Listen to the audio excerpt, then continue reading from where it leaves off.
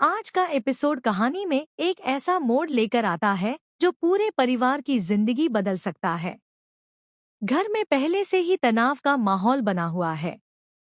हर किसी के मन में कई सवाल हैं और हर कोई सच्चाई जानना चाहता है। लेकिन सबसे ज्यादा परेशान गोपाल जी दिखाई दे रहे हैं, क्योंकि उन्हें लगने लगा है कि अब अगर उन्होंने कोई बड़ा फैसला नहीं लिया तो हालात और भी खराब हो सकते हैं। सुबह का समय होता है। घर के सभी लोग हॉल में बैठे हुए होते हैं।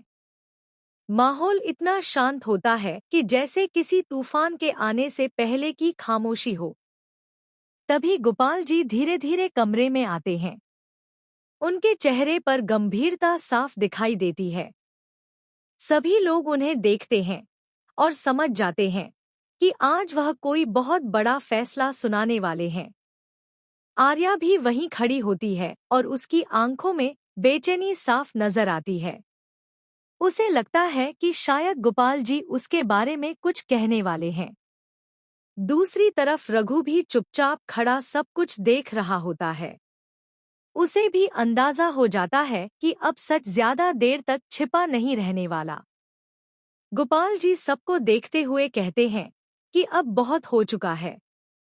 इस घर में जितने भी झगड़े, गलतफहमियां और राज छिपे हुए हैं, आज उन सबका अंत होना चाहिए। उनकी बात सुनकर सभी लोग चौंक जाते हैं।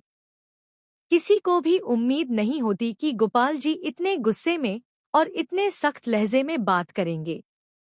गोपाल जी आगे कहते हैं कि उन्होंने हमेशा परिवार को जोड़े रखने की कोशिश की है, लेकिन अब हालात उनके हाथ से निकलते जा रहे हैं। अगर आज सच सामने नहीं आया तो यह घर टूट सकता है।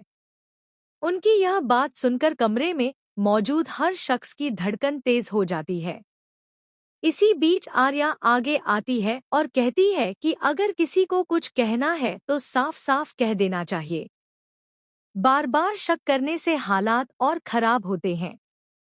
लेकिन उसकी आवाज में भी डर साफ महसूस हो रहा होता है। तभी रघु गुस्से में कहता है कि अब नाटक बंद होना चाहिए। वह कहता है कि इस घर में कुछ लोग ऐसे हैं जो बाहर से मासूम बनते हैं, लेकिन अंदर ही अंदर बहुत बड़ी चाल चल रहे हैं। उसकी यह बात सुनकर सबकी नजरें आर्या पर चली जाती हैं। आर्या को यह महसूस हो जाता है कि रघु सीधे उसी की तरफ इशारा कर रहा है। वह गुस्से में रघु से पूछती है कि आखिर वह कहना क्या चाहता है। लेकिन रघु बिना कुछ कहे बस मुस्कुरा देता है, जैसे उसे